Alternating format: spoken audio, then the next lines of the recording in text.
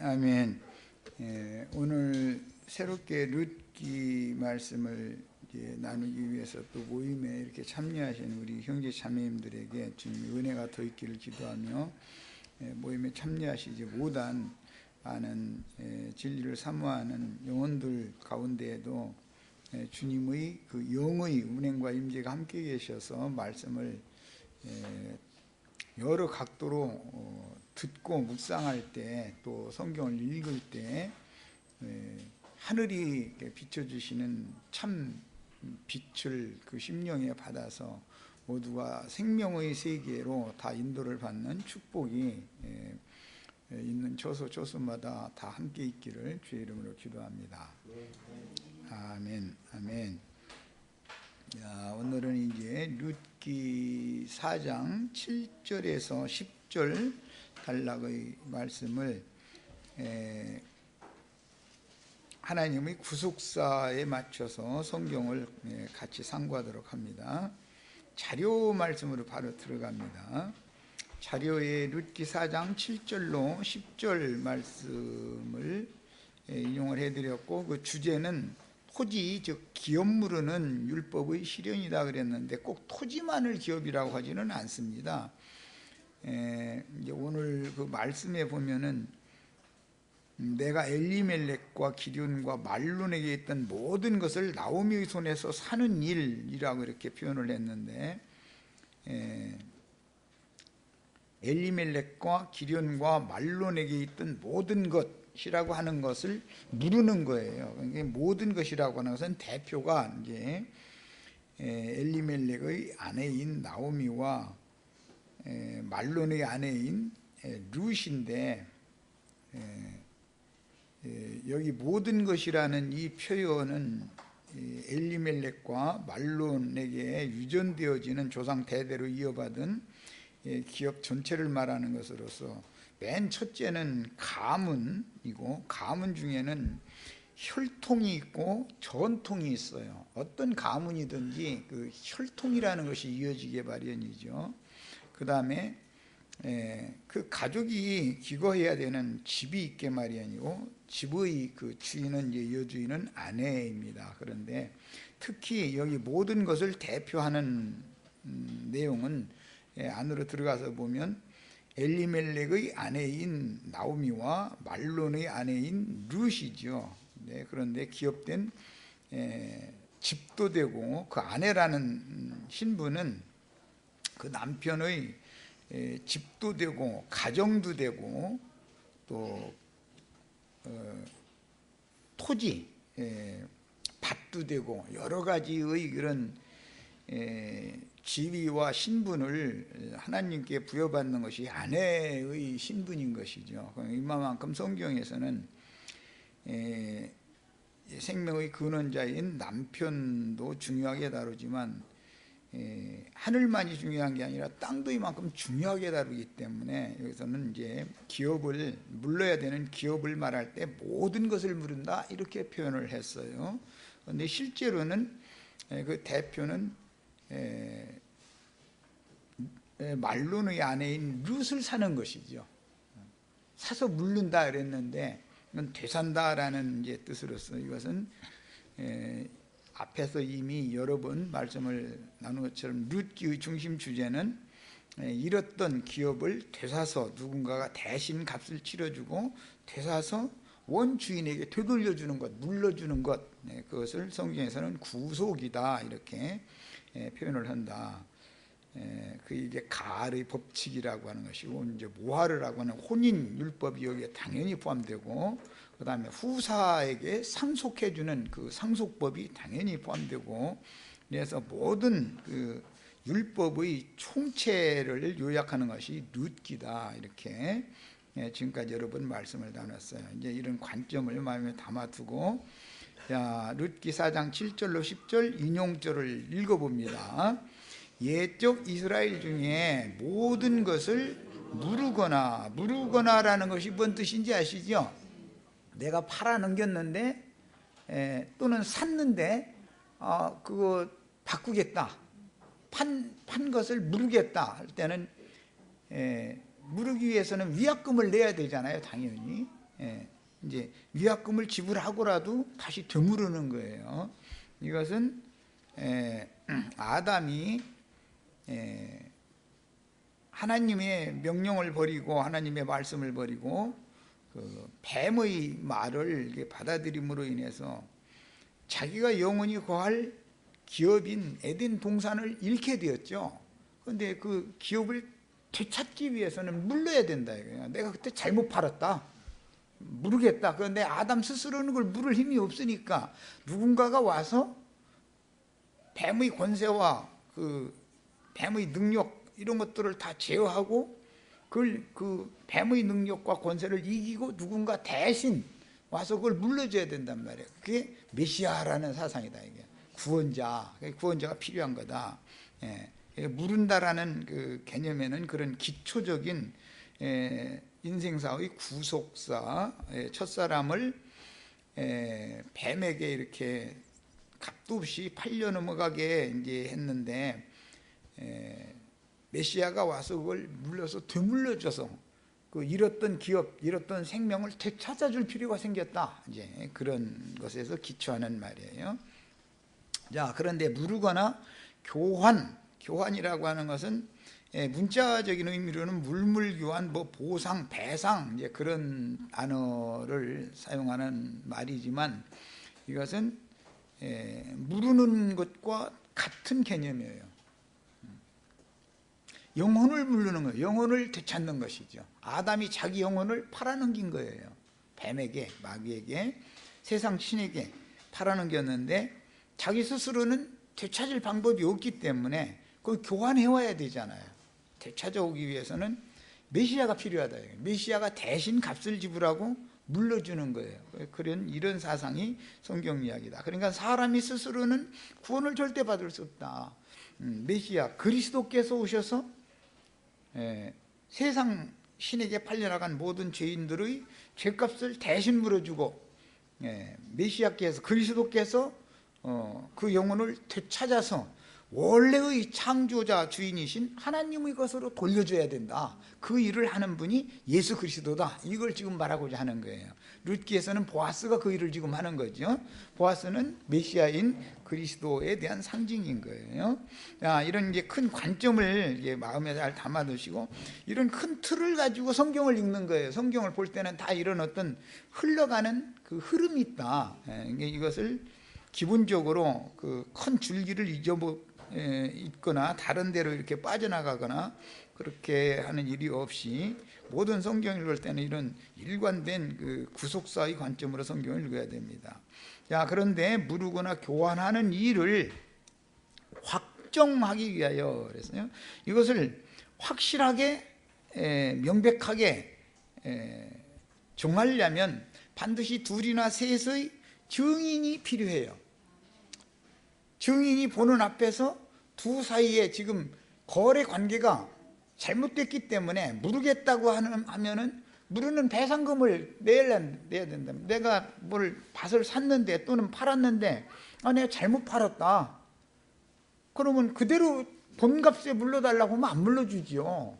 거기에 대한 당연히 위약금을 내야 된단 말이에요. 그 본물값과 위약금을 더해서 내는 게 이제 위약금이라는 게 5분 1을 언제나 더해서 이게 물으는 거니까 율법에 그분이 예수님이다 그런 말이에요. 그런데 그것을 확정짓기 위해서는 그걸 물을 권리가 있는 사람이 그런 위임 사명을 먼저 맡았던 사람이 자기가 그 사명을 하지 않고 당신이 해도 좋다라고 하려면 그 책임과 권리를 이양하기 위해서는 발에 신고 있었던 신발을 벗어서 증거를 삼는 전례가 있었다라는 거예요. 이제 성경을 읽다 보면은 너 있는 곳은 거룩한 땅이니 내 앞에서 너는 신을 벗어라. 신발 벗기는 얘기가 참 많이 나오죠. 그런데 이것이 물으거나 교환하는 일을 확정하는 전례다 이거예요. 사람이 어디를 이제 행하려면 당연히 맨발로 걸을 수가 없죠. 발을 보호하기 위해서는 신발을 신어야 되는데 그 신이라는 것이 복음의 신약 에베소서에 보면 복음 말씀이라는 것이 어느 때가 되면 변혁되는 말씀이 있다 이거예요. 모세로 말미암아 주신 의문과 육체에 상관되는 계명의 율법 말씀, 창세기 시작에서는 선악을 알게 하는 나무의 실과 그 음식은 사실은 그게 이제 영혼을 위한 양식을 상징한 것인데, 그것은 때가 되면 변혁시켜야 된다, 바꿔야 된다 이거예요. 변혁해야 된다. 그러면 그 금령과의 실과를 먼저 나눠주는, 선악을 알게 하는 나무 가지들을 통해서 그 열매를 맺어가지고 나눠주기 마련인 건데, 그것은 모세의 제자들로 상징하는 거예요. 모세의 제자들이 가르치는 의문에 속한 율법 말씀들을, 오늘날로 말하자면 세상의 기성교계가 가르치는 조직신학 교리들이라고 그러죠.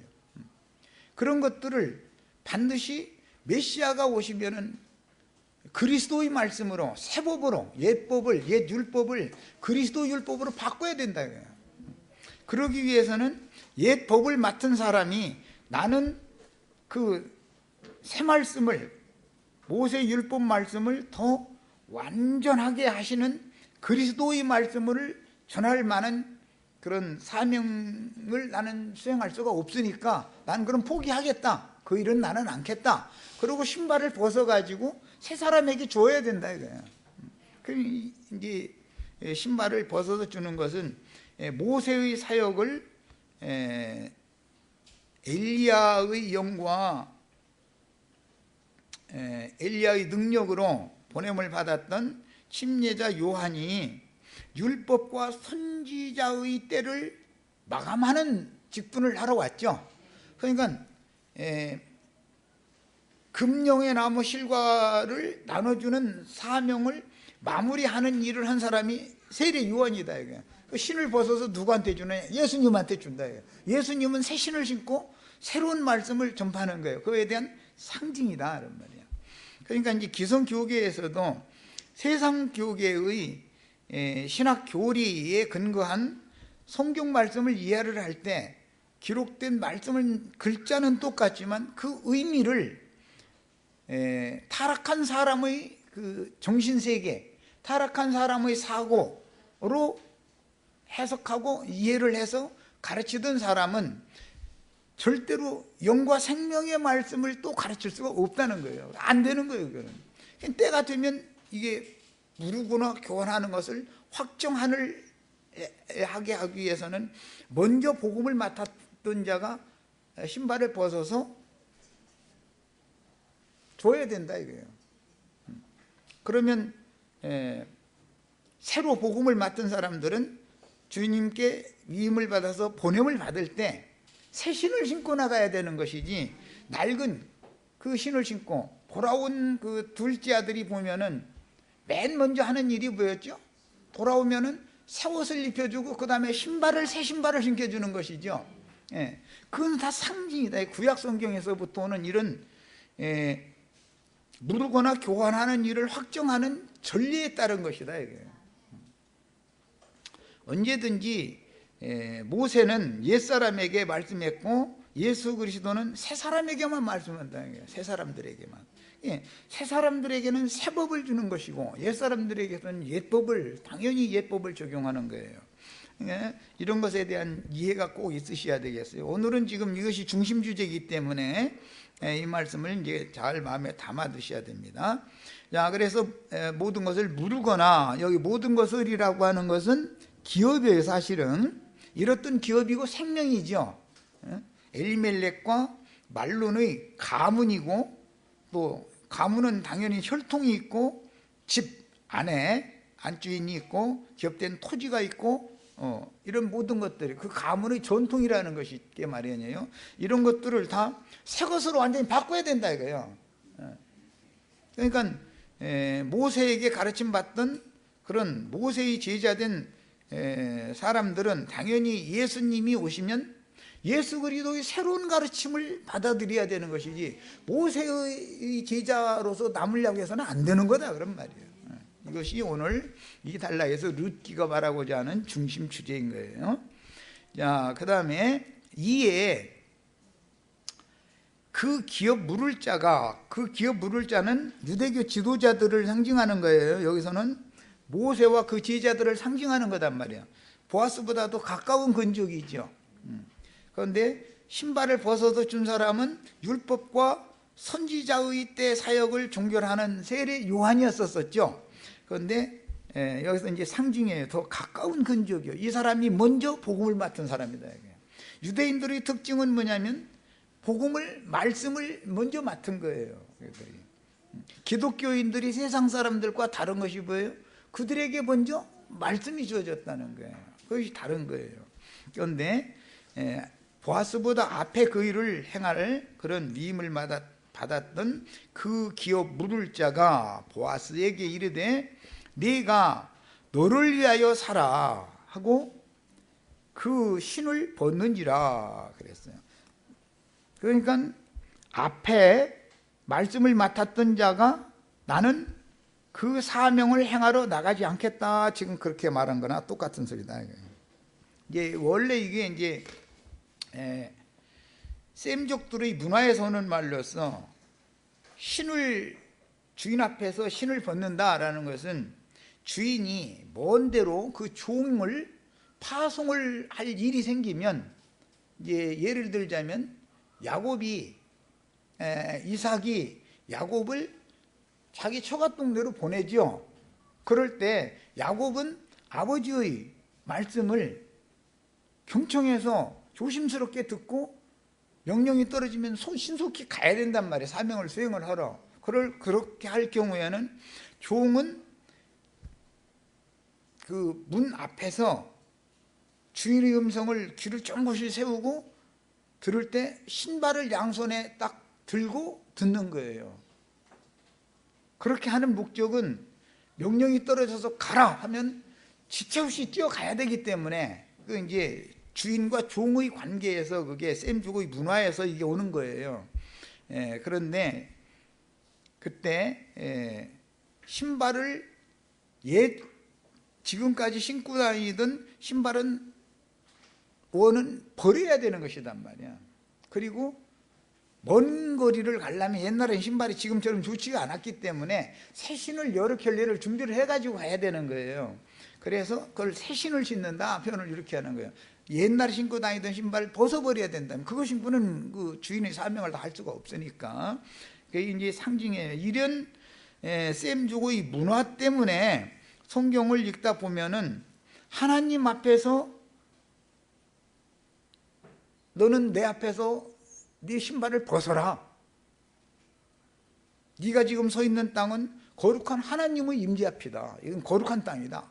그것은 겸손한 마음으로 어디론가 보내실 위임을 지금 하나님이 하시기 위해서 그런 명령을 주신 거기 때문에 그들이 전례대로 그 신발을 양손에서 딱 쥐고 유심히 귀를 쫑긋 세워가지고 들어야 된단 말이에요. 그 말씀이 딱 끝나면 가라 하면은 지체없이 달려서 가야 되는 거예요. 그런 것이 이거 셈족의 문화였습니다. 이런 것을 먼저 기초적으로 이해를 하셔야 되겠어요. 자, 그런 문화에서 나온 이 신을 벗는 전례가 있었는데 기업 물을 자가 보아스 보고 나는 내 기업에 손해가 있을까 하여 물으지 못하겠으니 네가 그 기업을 사라 하면서 증명으로 그러면 나는 이게 거짓이 없다, 또 바꾸진 않겠다, 변혁하지 않겠다, 그런 뜻으로 신발을 벗어서 보아스에게 주었다 이거예요. 그럼 보아스가 그 신발을 받으면 보아스에게 복음 전할 사명이 위임되어졌다 그런 말이에요. 이제는 그 사람이 그 사람이 복음을 전하는, 하나님의 말씀 전하는 일을 그것으로 종지부 찍는 거예요. 그리고 지금 이 신발을 받은 사람이 새 신을 신고 이제 나가는 거예요. 이것이 셈족의 문화에서 오는 거다라는 걸 이해하시면 됩니다. 보아스가 이제 장로들과 모든 백성에게 이르되 내가 엘리멜렉과 기럨과 말론에게 있던 모든 것을, 여기 모든 것을, 이스라엘 중에 모든 것을 무르거나 교환하는 일부터 시작해서 또 모든 것을 또 나왔죠. 이것은 모든 것이라는 건 대표가 나오미와 룻이 대표예요. 모든 것을 산다라는 말은 사실은 그 아내를 사는 거예요. 아내를 사면 그 집안의 모든 것을 다 이게 무르는 거예요. 모든 것을 나오미의 손에서 산 이래 너희가 오늘날 증인이 되었고, 원래는 두세 증인으로 증인을 삼는 건데 이때는 10명의 성읍 장로들이 있었죠. 그리고 모든 그 성읍 백성들이 다 증인이 되었어요. 또 말론의 아내 모압 여인 룻을 사서, 나오미의 손에서 모든 것을 사는데 그 실제는 모압 여인이었던 룻을 사서 아내로 삼는 거예요.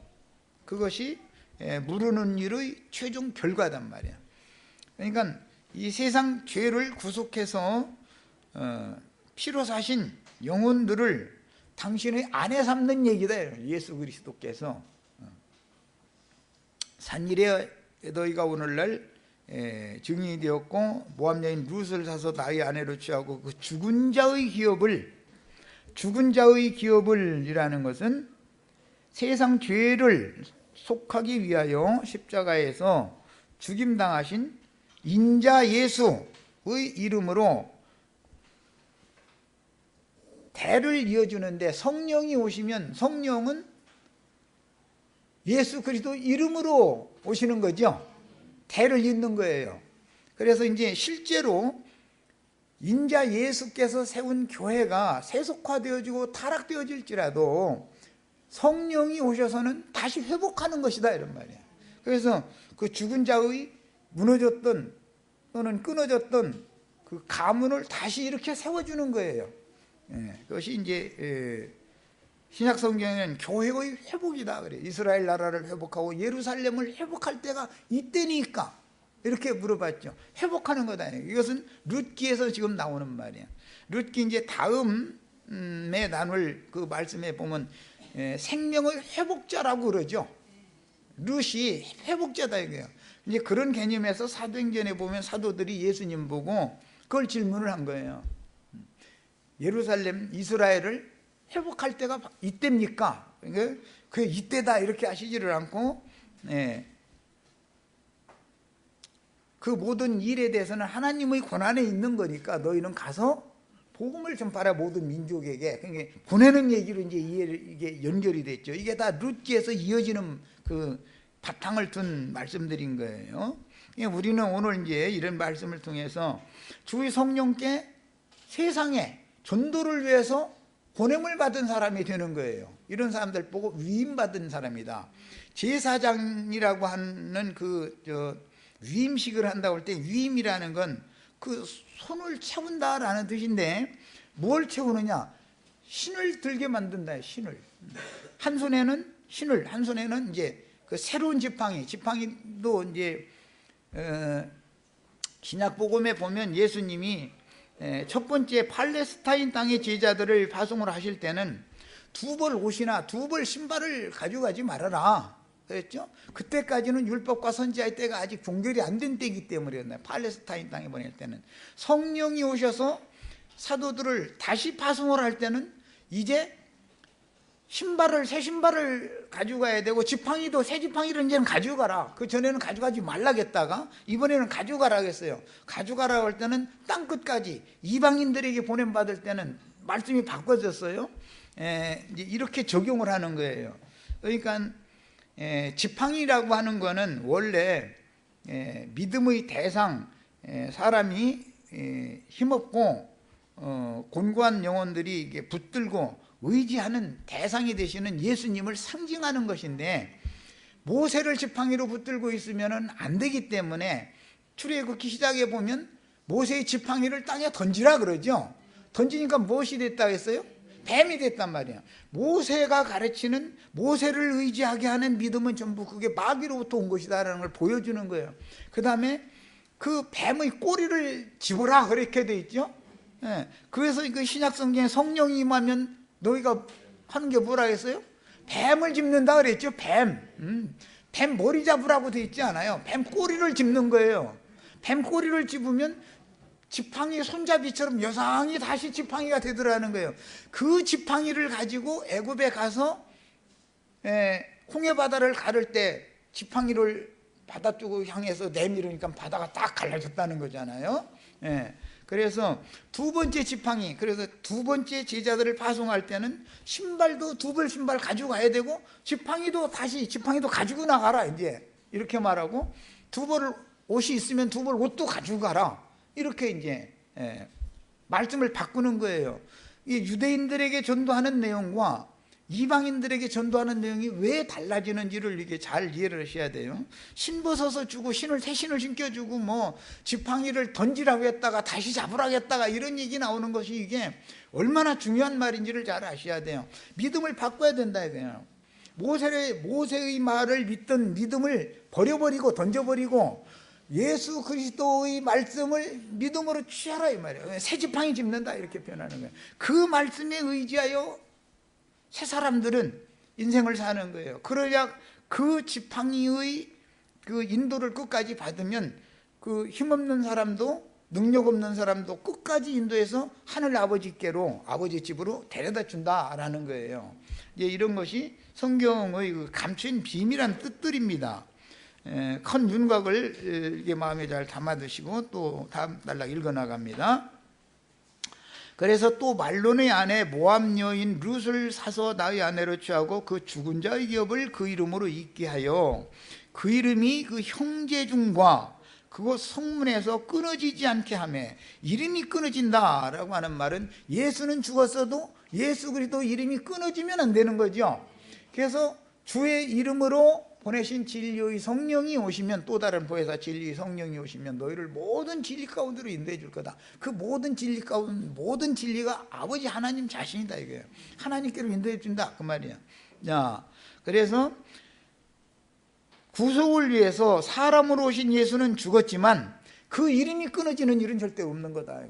예수 그리스도 이름으로 성령이 오시면 예수님이 이 땅에 오셔서 세우신 주님의 집인 교회가 세상신 마귀에 의해서 타락되어지고 세속화된다 할지라도 세상 끝에는 반드시 교회를 회복하는 어떤 무리를 새로 일으킨다 이거예요. 그래서 거기에서 전파되는, 증거되는 말씀이 온 땅에 다시 전파된다. 이것은 이제 계시록에서는 영원한 복음이다. 영원한 복음을 전하는 게 증인들이다 이거예요. 그들은 다 순교자들이요. 이것이 성경의 큰 경륜입니다. 자, 그 다음에 이제 인용한 출애굽기 3장 4절로 8절, 오늘날 증인이 되었느니라. 여기에 증인이 된 사람들은 계시록에는 두 증인만 얘기가 나왔지만 룻기에 의하면 뭐라고 되어 있냐면 그 성읍의 장로들과 성읍 모든 백성에게 이르되라고 되어 있죠.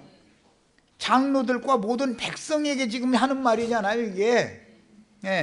그러니까 교회의 인도자들뿐 아니라 모든 성도들이 다 주의 증인들이 되는 얘기다 이것이 교회 생활의 회복이다 이 말이에요. 이스라엘의 회복이요, 예루살렘의 회복이요, 이런 사명을 우리가 다 받는 거예요. 우리 그러니까 이제 김자매도 오늘 이제 그 제사장으로서 사명을 위임 받은 거예요. 우리가 다 왕 같은 제사장으로 이런 사명을 위임 받아야 돼요. 율법적으로는 레위 지파 중에 아론의 직계손만이 제사장의 직분을 행하는 것이, 그것은 율법 제도죠. 그래서 신학교를 졸업해서 안수를 받은 우리만이 제사장이다 이렇게 하는 게 이게 다 폐해져야 된다 이거예요. 그건 폐해져야 되고 그 성읍의 장로들과 모든 백성들이 다 증인이 되는 거예요. 다 복음의 제사장들이 다 되는 거예요. 이것은 신약의 법이다 이거예요. 그래도 구약의 율법 제도가 변혁되는 거다 이거예요. 예수 그리스도의 성령께서 오시면 이 일을 하는 거예요. 자, 이제 출애굽기 3장 4절로 8절 인용구를 읽습니다. 여호와께서 그가 보려고 돌이켜 오는 것을 보신지라. 여기는 모세가 40년 동안 살인죄를 지고 애굽에서 도망해서 광야에 가서 호밥이라는 사람의 아버지인 이드로 밑에서 종노릇을 했죠. 사위로서 모세가 하나님의 양을 치는 게 아니라 이드로의 양을 쳤잖아요, 시내산에서. 예. 그런데 때가 되니까 시내산 가시떨기 나무에 불이 붙었는데 불이 꺼지지 않더라 이거요. 나무에 불이 붙으면 다 타면 꺼지잖아, 재만 남고. 그런데 이게 꺼지지를 않고 계속 타는 거예요. 그러니까 이게 무슨 불이냐 싶어서 바짝 가서 보려고 가까이 돌아서서 그 떨기나무 불꽃 가운데 계신 여호와 앞으로 자꾸 오니까 하나님이 떨기나무 가운데에서 모세를 불러 가라사대 모세야 모세야 하시니 그 가로되 내가 여기 있나이다. 그 하나님이 가라사대 이리로 가까이 하지 말라. 너의 선 곳은 거룩한 땅이니 네 발에서 신을 벗으라. 여기 말하는 신이라는 말은 낡은 신이다. 낡은 신. 이드로는 제사장이죠. 광야의 제사장 이드로였잖아요. 광야, 그래서 이드로에게 배운 것을 버려야 되는데 하나님을 섬기는 법칙이, 광야에서 하나님을 섬기는 법칙만 이드로에게 배운 거 아니에요. 그런데 그걸 버려야 되는데 모세는 끝내 그걸 버리지 못한 거잖아요. 그래서 광야의 초입부터 광야 끝까지만 그 사역을 하다 장인한테 배운 거 하다가 그냥 죽는 거예요. 이제 새 말씀은 여호수아가 바톤을 이어서 하는 것이죠. 그게 여호수아는 새 신과 새 지팡이를 가지고 요단을 건넜고 가나안 대적들과 전쟁을 수행을 하게 된 것이죠. 그런 이제 개념이 여기에다 감춰져 있어요. 그런데 모세 보고 시내산에서 네 발에서 신을 벗으라 그랬어요. 이 말은 무슨 뜻이냐? 내가 너를 보내려고 그러니까 어디로 보내면 여기서는 애굽으로 파송을 하시는 거예요. 내 백성이 있는 애굽으로 너를 보내려고 그러니까 너 장인한테 강에서 40년 동안 장인의 양을 치면서 배운 거 다 잊어버려 그랬다 이 말이에요. 그거 버려라. 그것도 복음의 신은 복음의 신이죠. 구약 말씀도. 그런데 이드로에게 배운 것을 다 그런 교리를, 낡은 교리를 벗어버려라 그랬단 말이에요. 또 이르시되 나는 네 조상의 하나님이니 아브라함의 하나님, 이삭의 하나님, 야곱의 하나님이다. 이 아브라함의 하나님, 이삭의 하나님, 야곱의 하나님, 이 얘기는 삼일체 하나님이라고 기독교가 정의하지만 그 말이 아니고 부활이요 생명이신 그리스도다 그 말이에요. 아브라함의 하나님, 이삭의 하나님, 야곱의 하나님 얘기 나오면 부활과 관련시키는 얘기인 거예요. 언제나 아브라함 시대에 아브라함과 함께 하셨던 하나님은 아브라함이 죽는다 해서 하나님도 죽는 건 아니죠. 하나님은 여전히 아브라함의 아들 이삭과 여전히 살아계신 거예요. 이삭과 함께 하시다가 이삭이 죽어도 하나님도 죽는 건 아니에요. 이삭의 아들 야곱과 여전히 함께 하셔요. 그래서 이 출애굽기 3장 말씀을 누가복음 20장에서 이게 인용을 할 때 보면 사두개인들이, 부활이 없다는 사두개인들이 이 말씀 딱 가지고서 예수님한테 이제 한 아내가 7 남편을 이렇게 섬겼는데 그럼 부활 때는 그 7 형제들 중에 누구의 아내가 되어 봤습니까? 하고 질문하니까 예수님이 이 말씀 가지고 답변을 했죠. 하나님은 늘 살아계신 하나님이고 산자들이 하나님이기 때문에 하나님은 부활이신 하나님이다. 하나님은 죽은 자도 살리시고 없는 것도 있는 것 같이 부르시는 살아계신 하나님이다. 너희는 하나님의 말씀도 하나님의 능력도 모르기 때문에 하나님의 말씀을 크게 오해해가지고 지금 이렇게 이해를 하고 있는데 그게 아니고 아브라함의 하나님, 이삭의 하나님, 야곱의 하나님이라 하셨으니 그는 부활이신 하나님을 말하는 거다. 하나님은 부활이요 생명이시다. 그래서 나를 믿는 모든 자들은 다 당연히 아주 죽는 게 아니라 부활되게 돼 있다 라는 것을 설명을 하시는데 이 말씀을 인용을 했어요. 자, 그 다음에 모세가 하나님 배웠기를 두려워하여 얼굴을 가리우매. 모세는 하나님의 얼굴은 보지 못했죠. 등만 봤다고 돼 있죠. 여호와께서 가라사대 내가 애굽에 있는 내 백성의 고통을 정령히 보고 그들이 그 간역자로 인하여 부르짖음을 듣고 그 우고를 알고 내가 내려와서 그들을 애굽인의 손에서 건져내고 그들을 그 땅에서 인도하여 아름답고 광대한 땅, 젖과 꿀이 흐르는 땅, 곧 가나안 족속, 헷 족속, 아모리 족속, 브리스 족속, 히위 족속, 여부스 족속의 지방에 이르려 하노라. 이제 이스라엘 자손의 부르짖음이 내게 달하고 애굽 사람이 그들을 괴롭게 하는 학대도 내가 보았으니 이제 내가 너를 바로에게 보내어. 여기 이제 파송이죠. 신약의 용어로 이제 파송한다 그래요. 이게 모세는 이런 사명을 받고 애굽으로 지금 파송된 사람이죠. 모세의 실상은 예수님이잖아요. 예수님은 하늘 아버지께로부터 세상에 이런 사명을 가지고 파송된 분이다 이거예요. 그러니까 모세가 전하는 것은 하나님의 등 부분만을 전하는 것이지, 그게 희미하게 전하는 것이죠. 하나님에 대해서 가르쳐 주지만, 그런데 예수님은 아주 얼굴을 정면으로 볼 수 있도록 가르친단 말이에요. 명확하게 가르친다 이 말씀을. 그래서 교회 생활을 하다가 봐도 어떤 목사님들한테 수년을 가르침 받았는데 어떤 성경을 읽어도 뭔가 그냥 보일 듯 말 듯, 긴 것도 같고 아닌 것도 같고 이렇게 수년을 가르침 받다가 하늘이 보여주신 계시를 따라서 명확하게 이상을 본 선지자에게 어떤 말씀을 가르침 받으면 얼굴을 맞대고 본 것처럼 밝히 환하게 딱 그런 뜻이구나, 그거구나, 이게 깨달아진다 이거예요. 그래서 이제 영의 불이 밝혀진다 그렇게 표현을 하는데, 이렇게 되는 것은 사역이 바꿔져야 되는 거다. 그러니까 늘 그 등만 보고 얼굴을 보지 못한 모세의 사역을 계속 받고 있으면 율법과 선지자의 때가 끝나지 않는다 이거예요. 예수님이 오시면은 더 명확한 걸 가르친다 이게, 율법을 더 완전케 하는 말씀을 가르친다 이게, 더 밝히 깨닫도록.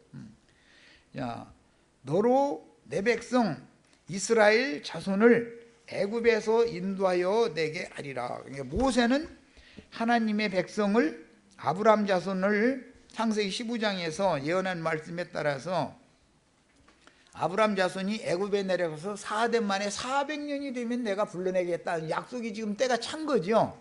그래서 그때 모세를 파송하는 얘기예요. 그러니까 모세를 파송하기 위해서 첫 번째 한 일이 뭐냐면, 네 선 곳은 거룩한 땅이니 내 앞에서 너는 신을 벗어라. 신을 벗고서 이렇게 귀를 쫑긋이 세우고 경청하여 들으라 이거야.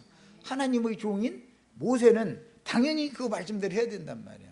왜? 이제 가라 하시면, 말씀을 다 끝나고 나서 가라 하시면 애굽으로 지체 없이 가야 되니까. 그런데 모세 혼자 가면은 지잘나 가지고서 하면 안 되니까 지팡이를 손에 들고 가게 만든 거예요. 그래서 그 신발과 지팡이 얘기가 거기서부터 계속 나오는 거예요. 신약복음에서도 아까 내가 소개해드린 것처럼 첫 번째 팔레스타인 땅에 70사도나 12사도를 파송할 때는 두 벌 옷이나 두 발 여분의 신발이나 지팡이를 들고 가지 말아라 그랬죠.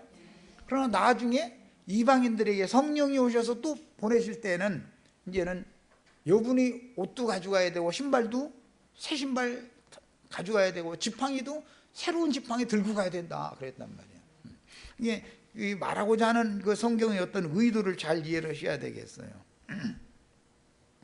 하나님께서 아브라함의 때 바로에게 팔았던 아브라함의 자손을 파는 과정에서는 기근이 가나안 땅에 있게 해가지고 야곱과 그 70 가문이 애굽으로 이렇게 내려가게 만들었죠. 그 전에 요셉을 먼저 보내서 총리가 되게 해가지고 애굽에 가도 다 살 수 있는 모든 것을 준비를 다 해가지고 보냈어요, 하나님 자손들을. 그런데 그 가나안 땅을 떠나는 것은 사실은 종살이하러 가는 거다 그래요. 훗날도 젖과 꿀이 흐르는 약속의 땅인 가나안 땅에서 쫓겨나서 아시리아나 바벨론에 가는 것은 종살이하러 가는 것을 상징한다 이거예요. 믿는 신자들이 세상에서 부름을 받아서 교회에 왔는데 교회가 다시 세속화되어지고 타락되면 그것이 바벨론 교회라고 그런다 이거예요. 종살이는 거예요. 세상 교계에 가서 세상 그 음녀의 일곱 머리들에게 종로로 돌아가는 거다 이거예요. 목사님들이 전도해서 사람을 얻으면 자기 종을 삼아버린다 이거예요. 무슨 일 시켜먹고 막 이제 애굽 왕 바로가 혹사시키거나, 그 시리아 왕 그 살만에셀이 혹사시키거나, 바벨론 왕 느부갓네살이 하나님의 백성들을 혹사시키고 막 노동력 착취하고 이런 것으로 다 상징화되어졌는데, 이게 뭐냐? 세상 교회는 현실이 그렇죠. 전도에서 사람이 세상 교회 예배당이나 성당에 들어가면 그 신부님이나 목사님에게 종이 되죠. 그래 가면서 신부나 목사한테 잘하는 것이 하나님께 잘하는 거다, 이렇게 아주 그 당연한 걸로 세뇌시켜버려. 그럼 그가 뭐예요? 목사나 신부가 하나님의 대리자다, 내가 하나님이다라는 말을 지금 하는 거다. 나에게 하는 것이 하나님 섬기는 거다, 잃어버린다 이거예요. 그거 얼마나 황당한 말이냐 이거예요.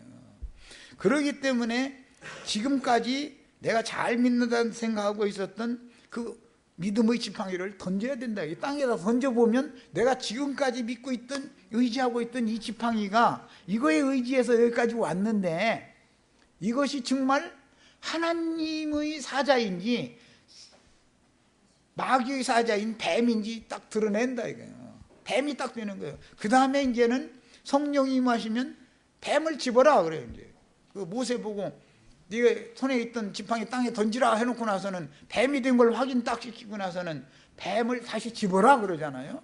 그런데 머리를 집으라고 하지 않고 꼬리를 집으라고 그랬어요. 머리는 장로들을 말하는 거고, 꼬리라는 건 선지자, 거짓 선지자들을 말하는 상징이에요, 이게 다. 네. 그러니까 뱀 집으라고 한다 해가지고, 예를 들어 독사굴에다 손 놓고 뱀 집었다 가서 애기가 그거 물리면 죽어요, 안 죽어요? 그 문자대로 그런 말이 아니다 이거예요. 성령이 임하면 뱀 집으라 하겠다 해가지고서 뭐 살모사 막 만졌다가는 죽지 오고 말할 것도 없지. 그런 말이 아니다 이거예요. 창세기에 나온 그 뱀이 누구냐 이거예요. 뱀은 이스라엘의 장로들이고, 꼬리는 거짓 선지자들을 상징해요. 거짓 선지자들을 집어도 뱀이 와서 그 손을 물질을 못하게 만든다는 거잖아요. 그게 능력이 성령 임하면 그런다는 거예요. 이것은 전도자의 사명을 지금 말하는 것이지, 기독교계가 말하는 것처럼 그런 이상한 짓을 하라는 게 아니다 이거예요. 자, 이제 설명 말씀을 읽어보겠습니다.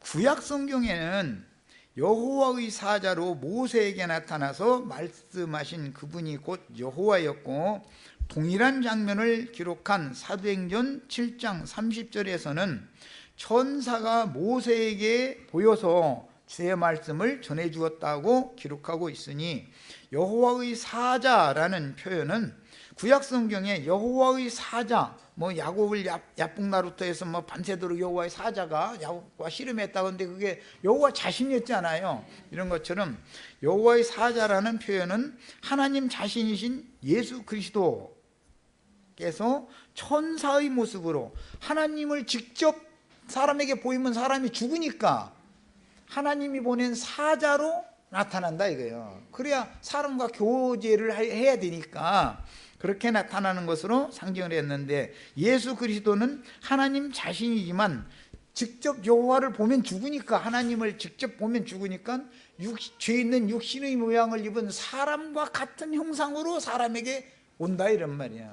이렇게 와가지고 나타난 모습이에요. 그게 구약성경의 여호와의 사자라는 뜻이에요. 하나님의 말씀으로 모세에게 사명을 위임하신 것을 알 수 있습니다. 시내산의 떨기나무 불꽃 가운데에서 말씀하셨던 여호와의 사자라 그랬는데 그게 바로 여호와 자신이었잖아요. 이런 것 같아요. 예수님은 여호와 자신, 하나님 자신이다 이거예요. 이스라엘의 하나님 자신이다 이거예요. 그걸 보여주는 거예요. 자, 이것은 마치 빛이신 하나님이 세상에 오려면 빛의 파장, 빛의 사자라고 표현했는데, 그게 이제 그 다른 용어에서는 날개라는 표현으로 이렇게 번역을 했어요. 우리나라 말로는. 그 다니엘서에서는 지극히 거룩한 곳에 서 계신 여호와의 영광을 수직하고 지키는, 영광을 수직하는 그룹 천사들이 날개가 있죠. 그 날개는 한 면에서는 그룹 천사들 자신도 죄가 완전하지 않기 때문에 자신을 덮는 거고, 두 날개로는 날라서 어디로 간단 말이에요. 그게 이제 상징이요. 해에서 빛을 보내면 해가 사실은 해의 성분이 오는 거죠. 땅에까지 오는데 빛의 파장을 통해서 온다. 이것을 빛의 사자라고 표현을 해요. 그런데 이것을 빛의 파장을 날개라고 지극히 거룩한 곳에 그 날개를 의지하여 선다, 이렇게 다니엘서에서는 번역을 했는데, 그 날개라고 번역하면 파장이다. 파장. 그런 뜻이에요. 그러니까 빛이신 하나님은 빛의 파장을 통해서 사람에게 와야 된다 이거예요. 하늘에서 천박한 인간들이 살고 있는 이 지상세계의 인간들에게까지 오려면 예수님이 여호와의 사자로, 빛이 하나님 자신이고 말씀이 빛이죠.